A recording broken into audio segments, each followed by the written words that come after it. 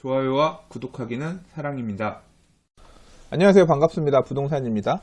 오늘 국토교통부에서 2019년 업무보고 발표를 했습니다. 아까 낮에 막 여기저기 언론사, 여기저기는 아니고 두 군데 기자분이 정비사업 관련해서 뭐 물어볼 거 있다고 전화를 주셨어요. 전화 주시기도 하고 카톡 보내주시기도 하고. 그래서 대충 알고는 있었는데 저도 오늘 오전 일과 업무들 끝내고 나서 오후에 넘어와서 한 1시간쯤 전에 국토교통부의 보도자료를 다운받아서 이제 전문을 좀 살펴봤습니다. 이 국토교통부가 이런 업무를 하겠다. 뭐 이제 그런 얘기죠. 근데 주된 내용은 보면 이 타이틀이 이거예요. 뭐냐면 7대 혁신 기술이 삶 속으로 수소버스 도심을 달리고 드론을 일상화하겠다라고 해서 이 보도 자료의 포인트는 뭐냐면, 그러니까 이번 업무 보고의 포인트는 뭐냐면 4차 산업 변화하는 미래상 속에서 국토교통부가 이러한 어떤 이 역량을 다해서 이런 부분들을 가겠습니다. 이제 뭐 그런 부분들이 좀 포함되어 있는 거죠. 수소버스하고 드론 일성화. 그래서 이 자료들 초반에 보니까 부서별로 조금씩 이제 내용들이 다른데, 부동산 TV에서 미래 발전상 뭐 이런 얘기 하는 것보다는 뭐, 결국은 이제 부동산 얘기를 하는 게 맞겠죠. 그래서 그런 부분들은 제치고, 이제, 부동산 쪽에 집중되어 있는 얘기들 몇 곡지, 좀 따라서 읽어보려고는 해요. 근데 이 수소버스 도심 달리고 드론 일상화 이거 되게 재밌지 않나요?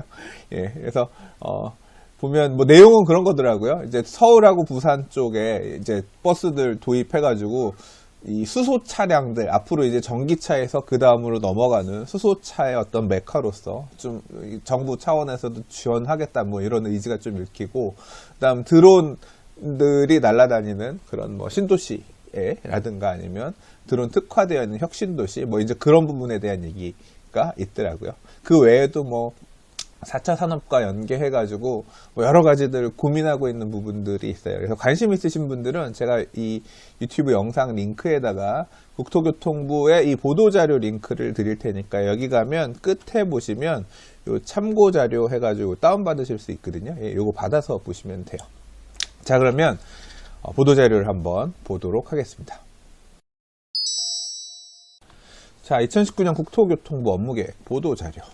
전문, 항상 기사를 보시는 것도 좋지만 이렇게 보도자료 전문을 보시는 걸 더 권해요. 이 기사는 이 보도자료를 토대로 해서 꼭지 찝어서 나오는 거기 때문에 원문을 통해서 이해를 하시는 게 조금 더 도움이 될 것 같습니다. 자, 뭐 여러 가지 내용들 앞서 말씀드렸던 이제 그런 부분들에 대한 얘기들이 있고요. 그리고 주택시장 관련해서, 부동산 관련해서는 이제 임대사업, 여기 보시면 안정적 주거 여건, 그래서 주거복지 로드맵, 후속 조치들, 이제 이런 부분에 대한 얘기들은 곳곳에 숨어 있습니다. 그래서 뭐 임대아파트 어떻게 건설할 거고, 이 주거 취약계층들 어떤 식으로 지원할 거냐, 이제 그런 내용들이 있는데요. 뭐 제 부동산 TV에서 이제 그런 정보들 궁금해서 보시는 분들은 없을 테니까, 관심 있으신 분들은 조금 찾아보시면 좋겠고요. 자, 그러면 이제 본격적으로 한번 읽어보도록 하겠습니다. 제가 관심이 갔던 부분은 일단 도시재생 뉴딜 사업 부분입니다. 자, 한번 이거 볼게요. 3번 균형발전과 미래 대비 지역사업 투자 활성화 및 미래 비전 마련. 뭐 좋은 말이죠. 지역 신경을 쓰겠다. 도시재생 뉴딜 사업은 삶의 변화를 체감할 수 있도록 성과 과시에 총력을 다한다. 신규 사업은 3월에 조기에 선정하고 사업 선정과 활성화 계획을 한 단계로 통합해서 사업 절차를 간소화한다. 이 도시재생 뉴딜 사업 항상 비판이 그거죠. 한다고 얘기는 계속 하는데 뭘 하고 있는지 잘 느껴지지 않고 잘 모르겠다는 거. 자, 그런데 요번에 꺼내게 될 칼날은 조금 다른 것 같습니다. 한번 볼게요. 혁신 역량 강화를 위해서 구도심, 철도역 등 거점을 대상으로 주거, 상업, 산업의 기능을 융복합한 도시재생 혁신지구를 연내 3곳 내외 시범 지정하겠다라고 했습니다. 자, 근데 여기 포인트가 뭐냐면 입지규제 특례 등 인센티브 지원을 통해 사업성을 높이되 공영개발 방식을 적용하고 개발이익은 환수하여 원주민 재정착에 우선 투자하도록 하는 등 공공성을 확보할 계획이다라고 했어요. 이거 무슨 내용인지 아세요? 오늘 사실 언론에서 이렇게 질문 주셨던, 전화 주셨던 분들 중에서 요거 얘기하신 분은 없었는데, 이게 도시재생이라는 이름 딱지를 달고 있지만 제가 볼 때는 엄청난 개발 사업의 얘기입니다. 그러니까 입지 규제 특례라고 했기 때문에 이 국토의 계획 및 이용에 관한 법률에서 정하고 있는 입지 규제 최소화 구역 지정을 할 수도 있을 것 같아요. 그러니까 입지 규제 최소화 구역이라고 하면 이 법상으로 이렇게 막혀있던 것들을 술술술술 다 풀릴 수 있게끔, 규제가 없게끔 이렇게 풀어줄 수 있는 그런 지역에 대한 얘기거든요. 그러니까 입지 규제 최소화 구역을 도시재생 뉴딜 사업의 방식으로서 갖다 넣겠다는 건데, 어디에 넣겠다라고 보여지냐면 구도심, 철도역 등을 거점으로 한다 그랬고, 이걸 서울 안에다 때려박지는 못하겠죠. 왜냐하면 부동산 가격이 불안하니까 쉽지 않을 거 아니에요. 그래서 아마도 지방에 있는 구도심 또는 철도역 끼고 있는 지역들 중에서 3곳 정도가 도시재생 혁신지구로 올해 지정된다고 하니까 여기가 조금 불이 붙을 수도 있겠다. 어디가 될지는 잘 모르겠지만 좀 올해 눈여겨봐야 될 포인트 중에 하나일 것 같아요. 자, 근데 이제 인센티브 지원을 통해서 사업성을 높인다고 했지만 방식은 공영개발 방식을 적용한다 그랬으니까 민간 조합 방식은 아닐 것 같고요. 사업 시행자가 SH는 아니겠다. LHD는 아니면 공공 방식, 이 들어가서 사업 시행하는 형태로 갈 거고. 그래서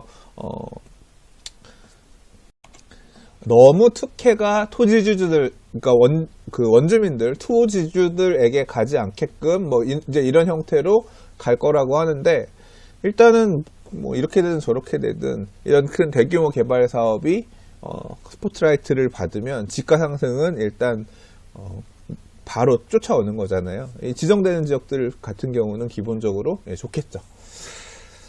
또 이런 개발 사업이 항상 또 이제 나오네요.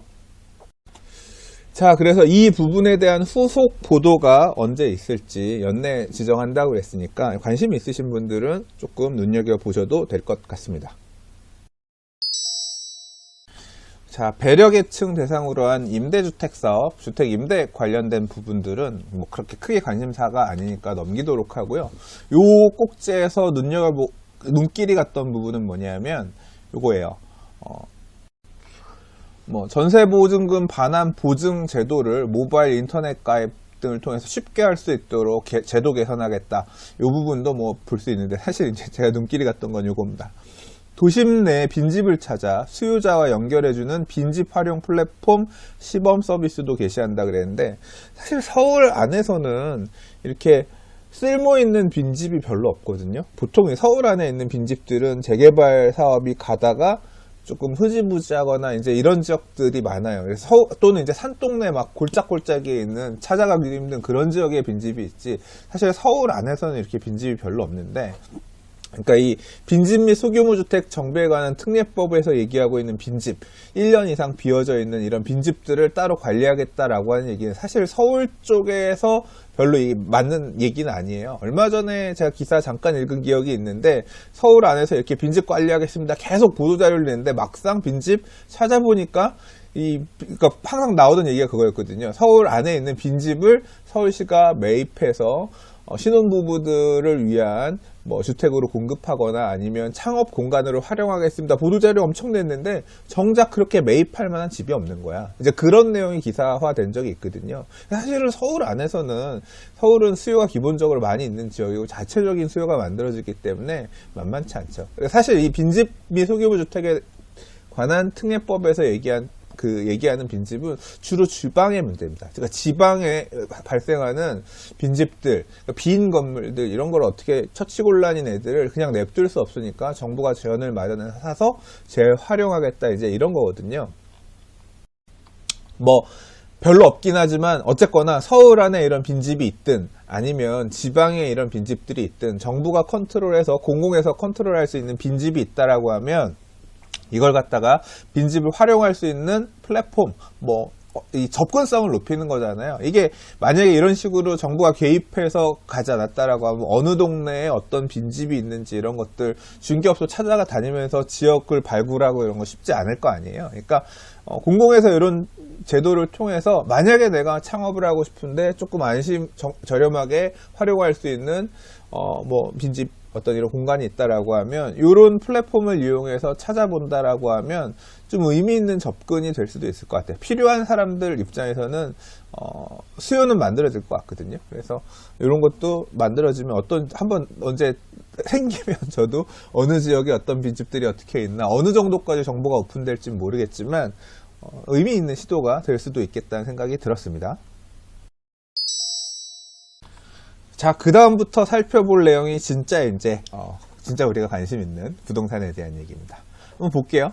일단 9.13 대책 이후에는 주택시장 안정세가 공고히 유지될 수 있도록 시장에 대한 모니터링을 강화해서 시장이 과열이 재현될 경우에 즉각적인 시장 안정 조치를 취할 계획이다. 부동산 대책은 앞으로도 계속 나올 거니까 간단하게 생각하지 않겠다. 이제 그 내용이 첫머리에 나왔고요. 다음 내용 좀 볼게요.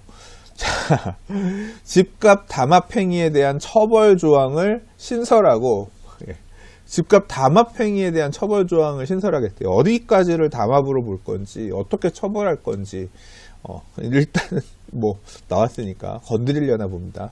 그리고 부동산 거래 단계별 거래 질서도 확립해 나가는 한편, 이거는 법안에 대한 얘기인 거니까 어떤 내용인지 잘 모르겠어요. 자, 이 담합행위 처벌 조항 어떻게 적용될까요? 커뮤니티에서 또는 카톡방 이런 데들에서 집값 호가 작업하고 이런 것들, 그런 것들을 구체적으로 처벌할 수 있는 근거 규정이 나올까요? 자, 이거는 어떤 식으로 처벌 조항이 만들어질지는 나중에 후속 보도가 나오거나 법안 뭘 건드릴지 모르겠어요. 이게 집값 담합 행위를 무슨 법을 건드려서 처벌할 수 있는 어떤 권한을 만들 건지 법률을 만들 건지 요거는 추후에 올해 분명히 이슈가 될 만한 내용입니다. 참고해 보도록 하고요. 자, 그리고 올해 10월부터는 청약 시스템 운영 기간을 공공기관으로 변경하는 등 실수요 중심의 청약제도 운영을 강화하겠다. 원래 지금 금융결제원에서 이제 하고 있는 이 부분들을 한국감정원으로 이관한, 이거 관련해서도 약간 좀 알력이 있고 그랬던 것 같은데, 자, 일단 한국감정원에서 앞으로는 청약 시스템 운영한다고 합니다. 자, 이 금융결제원에서 한국감정원 공공기관으로 오는 건 좋은데요. 좀 이 청약제도 너무 복잡하고 어렵잖아요. 며칠 전 언론에 보면 그런 거 있었잖아요. 청약제도 관련해서 Q&A 자료가 154페이지짜리가 나왔는데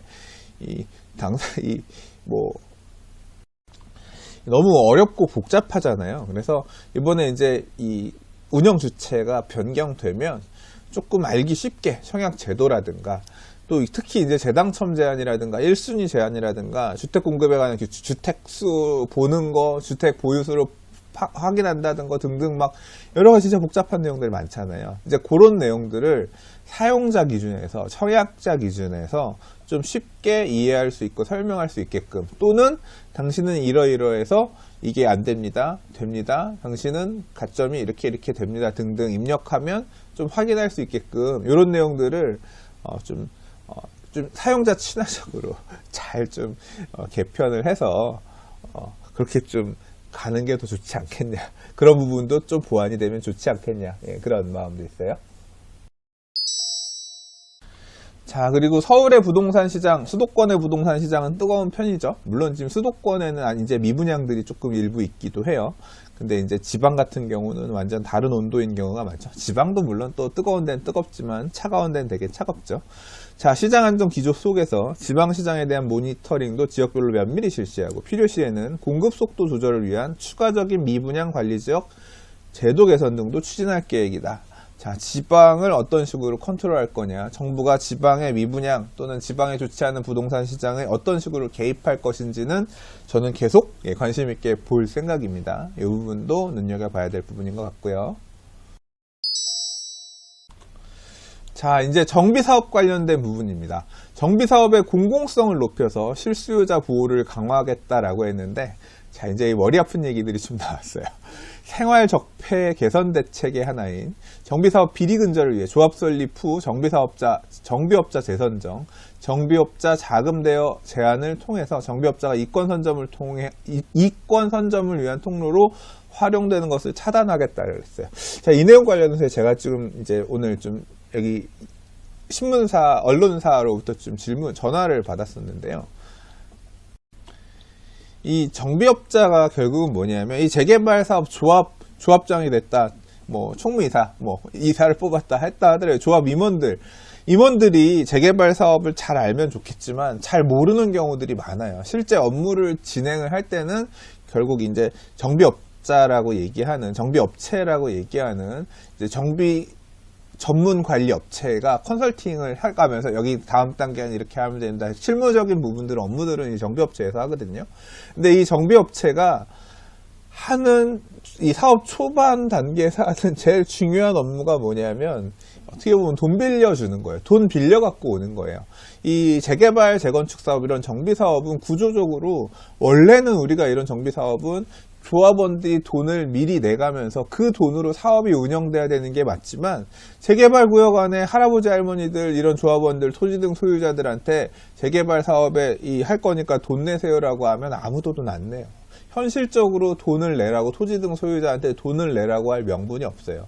지금 재건축 안전진단을 추진하고 있는 서울의 여러 재건축 아파트들도 안전진단 추진하기 위해서 모금하잖아요. 근데 그 돈이 뚝딱 모이느냐 그런 게 아니죠. 이게 무조건 다 내야 된다라고 강제되면 모르겠지만 언제 될지 모르고 어떻게 될지 모르고 또 일부는 반대하는 사람들도 있단 말이에요. 그래서 이게 자발적으로 돈을 각출시키는 게 만만치가 않아요. 그래서 보통 일반적으로 정비사업은 시공사 선정을 하기 전까지는 이런 이 재개발 사업에 참여해서 앞으로 나중에 업무를 수행할 업체들이 입찰 보증금 형태로 해서 돈을 미리 갖다 꽂고, 그러니까 일단 대여를 해주고 나중에 시공사가 선정이 되고 나면 시공사가 사업비 대여금을 그때부터 본격적으로 빨리 꽂아주거든요. 그럼 이제 그 돈을 받아가지고 앞서 빌렸던 브릿지 대출들, 정비업체든 아니면 뭐 설계업체든 아니면 다른 업체들의 빌렸던 돈들을 이렇게 갚는 형태가 돼요. 근데 지금 뭐냐면 정비업자의 자금 대여를 제한하겠다라고 했잖아요. 그럼 대체 조합설립추진위원회는 어디서 돈을 받아서 사업을 추진할 거냐, 이 문제가 남죠. 지금 사실 이제 조합 설립되고 나면 지금도 이 공공관리자 제도에 따라서 서울시로부터 정비 자금 빌려가지고 이제 추진들을 하고 있긴 하겠지만 이 사업비 대여금 받는 게 만만치도 않을 뿐더러 이 사업 추진 주체들 당사자, 아까 이 앞선 기사에서도 보면 매몰 비용 이런 부분이 있었잖아요. 뭐 연대 보증을 요구한다거나 이 사업비를 대여하기 위해서 사업 추진 주체에 대해서 많은 걸 강제하는데, 아무튼 이 돈줄이 이렇게 끊기게 되면 재개발 재건축 사업, 특히 정비 사업, 재개발 사업 추진하는데 굉장히 애로사항이 생기겠다, 쉽지 않겠다. 일단 첫 번째로 그 생각이 들고요. 되게 초기 단계의 재개발 구역들은 좀 머리가 아플 것 같아요. 근데 이제 정비업체 이미 선정됐으니까 대부분들 되어 있을 테니까 이제 앞으로 추진될 때들이 좀 문제가 될 것 같고, 이 부분이 어떻게 적용될지 모르겠습니다만 요거는 법률이 어떤 식으로 개정될지 봐야 될 것 같아요. 조합 설립 후 정비업자 재선정 이런 문제는 아마 그런 것 같아요. 이제 보통 이 조합 설립 추진위원, 원래 이 조합 추진 주체가 가다가 뒤집어 엎어서 스트라이크 해가지고 비대위가 조합을 뒤집어 엎으면 다 갈거든요. 그런 경우들도 있어요. 물론 무조건 다 가는 건 아닌데, 기존의 조합과 결탁되어 있던, 기존의 추진위와 결탁되어 있던 업체들하고는 다 계약 해제하고, 새로 이제 업체들 선정해 가면서, 그러니까 조합장이 또는 조합 추진 주체 임원들이 우리 입맛에 맞는 새로운 사람들하고 손발 맞춰서 가겠다 해서 돈이 더블로 드는 그런 상황도 생기기도 하죠. 잘은 모르겠습니다만 이제 뭐 정비업자를 재선정하고 뭐 이런 과정에서 이권 선점의 통로로서 활용되는 걸 차단하겠다라고 했으니까 아무래도 뭐 이 부정적인 부분도 없잖아 있었겠죠. 이제 그런 부분들 때문에 이 부분을 건드리겠다라고 하는 건데, 물리적으로 일단 자금줄이 끊긴다는 것 자체가 정비사업 추진하는, 재개발 재건축 사업 추진하는 데 있어서는 악재가 아니겠느냐 개인적으로 생각이 들어요. 자, 그 외에도 정비업자 수주 시 해당 입체를 미화하고 삼진아웃제를 도입해서 시공사 수주비리 반복 업체는 영구 배제하는 등 비리 업체에 대한 처벌도 강화한다. 이 정비업자가 시공사를 끌고 오고 설계업체 끌고 오고, 이제 그게 패키지로 또 묶여 있을 수도 있죠. 정비업체가 잘 우리가 연결하는 설계업체를 끌고 들어와서 이 설계업체 써야 돼요. 사실 정비업체가 많은 부분 관여해가지고 할 수 있는 부분이 있다라고도 저도 생각되거든요. 그러면 이제 설계업체는 설계 많이 하는 시공사 이렇게 맞물려서 패키지로 이렇게 유리한 쪽으로 갈 수도 있으니까 이제 뭐 그런 부분들까지도 고려해서 생각하는 것 같아요.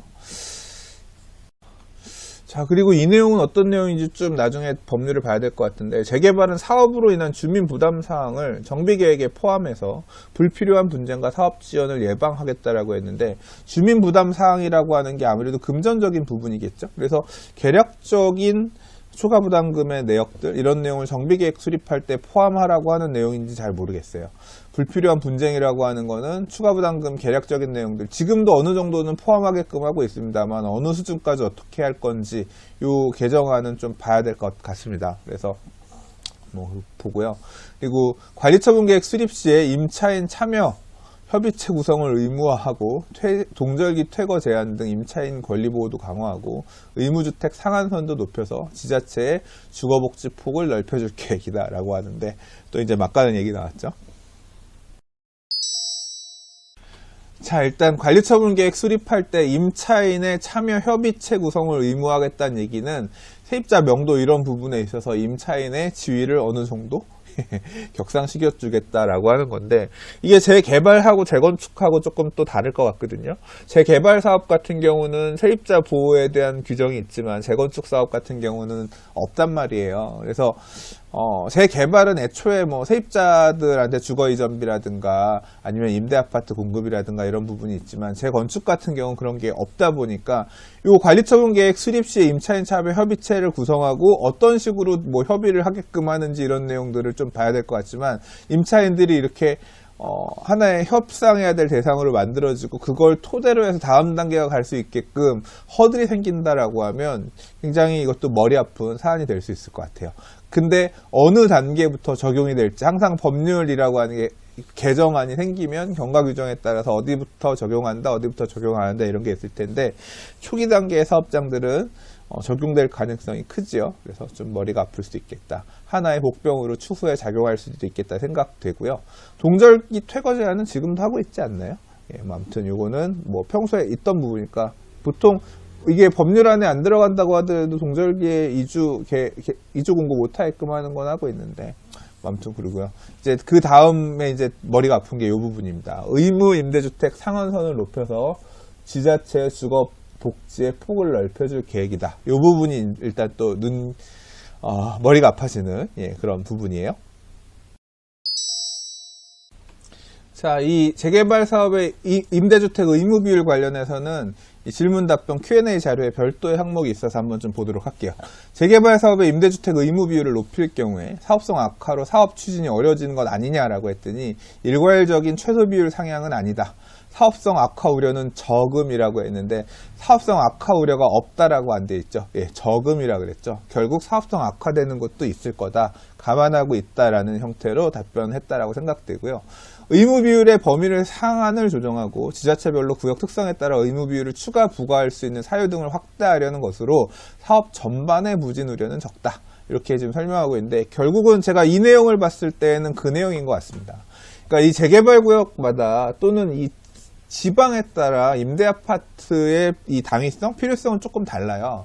그러니까 자가 비율이 높은 지역들 같은 경우는 재개발 구역 안에 임차인도 적으니까 임대아파트를 많이 지을 필요가 없고, 재개발 구역 안에 임대아파트, 임대주택, 임대로 소비되고 있는, 임대로 사용되고 있는 주택이 많았다라고 하면 임차인이 많으니까 재정착을 목표로 해서 임대주택도 많이 져야 된다. 이제 그런 논리인 것 같아요. 근데 지금 임대주택을 공급하기 위한 어떤 커트라인, 이 의무 비율 자체는 지역마다 조례로 보통 관리를 하고 있거든요. 서울 같은 경우는 20%입니다. 그리고 이제 제가 다른 지역들은 잘 모르지만 부산 같은 경우는 얼마 전에 보니까 8.5%까지 임대 아파트 비율을 높이겠다, 이제 그런 보도 자료가 있었던 것 같고, 뭐 이 과천도 다르고 성남도 다르고 또 다릅니다. 그런데 이 서울시 안에서도 구마다 또는 재개발 구역마다 조금 다를 수 있잖아요. 그래서 이 제도의 도입 취지는 그런 것 같습니다. 정비 계획을 수립할 때, 정비 계획, 이 재개발 구역을 정비구역 지정하기 위해서 어떻게 정비할 거냐라고 하는 정비 계획을 수립할 때 임차인이 많은 재개발 구역이라고 하면 임대 아파트를 단순히 서울시가 지금 정하고 있는 20% 허들이 아니라 좀 더 많이 줘야 된다라는 식으로 강제할 수 있게끔 어떤 힘을 지자체에다가 실어주는 어떤 그런 형태가 아니겠느냐 생각이 되고요. 정확한 내용은 이제 나중에 입법되는 내용을 봐야 알 것 같아요. 그래서 굳이 그렇게 많이 안 해도 된다고 생각하는 재개발 구역은 뭐 높은 상한선, 임대 아파트 의무를 높이지 않는 형태로 갈 거니까 케이스 바이 케이스일 것이다라고 이제 이 보도자료에서는 답변을 하고 있습니다만 기본적으로 이 사업 시행자들, 조합 또는 이제 토지 등 소유자들 입장에서는 유쾌한 얘기는 아니에요. 이 재개발 관리 처분 내역들을 보시면 이 서울시가 이제 이 공공에서 임대 아파트들을 얼마나 헐값에 사가는지를 알 수 있거든요. 사업성을 악화시키는데 충분히 영향을 끼치는, 악화시키는 어떤 주범까지는 아니더라도 그러니까 사업성이 악화되는 거는 사실 부동산 시장 환경, 일반 분양을 비싸게 할 수 있느냐 없느냐, 분양이 잘 되느냐 안 되냐 이런 환경이 더 크지만 이 사업비가 증가하는 어떤 악재라고는 할 수 있습니다.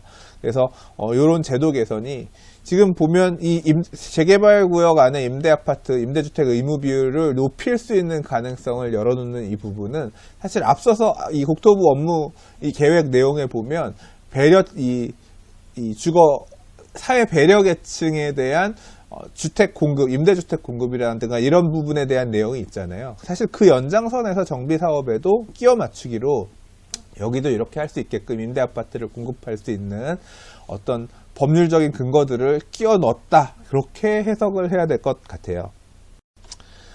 근래에 이제 이 또 내용 나오는 기사들 보면 어떤 재건축 단지에서 임대 아파트 요만큼 넣으려고 했다가 조금 줄이는 형태로 해서 이제 그 정비 계획 수립하려고 했더니 서울시가 반려하고 임대 아파트 더 넣어라 이런 식으로 이제 인허가권, 재량권을 이제 행사하는 이런 부분들 이제 그런 얘기들도 들리잖아요. 같은 연장선 상에 있다 이렇게 생각이 돼요.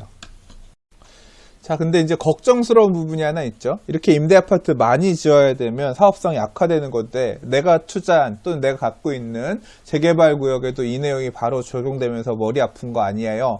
이제 이 질문 하실 것 같은데 이게 정비 계획 단계에서 가는 거라서 아마 기존에 지금 사업 추진되고 있는 또는 이제 계획이 서 있던 재개발 구역들에는 크게 영향이 없을 겁니다. 과거에도 서울시 같은 경우에는 이제 임대 아파트 의무 비율이 얼마였냐면 17%였어요. 그러니까 건립세대 수 중에 17%를 임대 아파트로 짓게끔 조례에서 이제 정하고 있었는데요. 이게 2011년도 제가 정리해놨던 자료를 보니까 대략 보니까 제가 2011년에 썼던 글인데 이 당시에 2011년 6월 30일 이후에 정비계획 수립하는 곳이 20% 이상이 되게끔 이렇게 당시에 이제 조례가 바뀌었거든요. 그래서 그 이후에 추진한 데들 보면 정비계획안 보면 임대아파트 비율이 건립세대 수의 약 20% 정도, 20% 이상이 됩니다.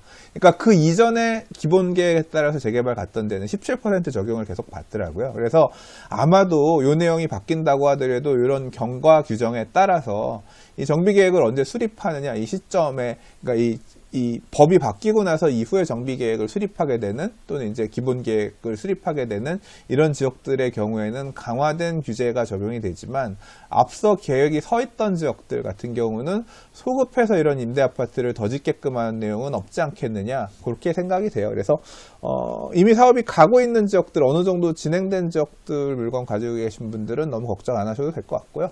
이 부분은 제가 나중에 이제 입법하게 되면 그러니까 이제 아마 도시및 주거환경정비법을 건드리거나 어디를 건드릴지 모르겠지만 아마 법을 건드리겠죠. 그러면 이 내용은 제가 나중에 블로그에 정리를 해서 올려드리거나 아니면 부동산 TV에도 조금 소개해드리도록 할게요. 자, 뭐 그 외에 교통 관련해서도 뭐 수도권 강역급 벤철도라든가 교통 관련된 내용들도 있는데 제 전문 분야는 아니라서 혹시 이 자료들 참고해서 보시면 도움 될 것 같습니다. 제가 링크 드릴 테니까요. 국토교통부 업무계획 보도자료 참고로 공부 한번 해보시면 좋겠습니다. 제가 관심 있는 분야에 대해서 좀 오늘 한번 같이 한번 살펴봤습니다. 자, 2019년 국토교통부 업무계획 보도자료 함께 살펴봤습니다. 도움이 되셨더라도 도움이 되지 않으셨다라고 하더라도 좋아요, 구독하기 좀 부탁드리겠고요. 알람 설정도 부탁드리겠습니다. 또 다른 영상 이슈 가지고 인사드리도록 할게요. 감사합니다. 부동산이었습니다. 좋아요와 구독하기는 사랑입니다.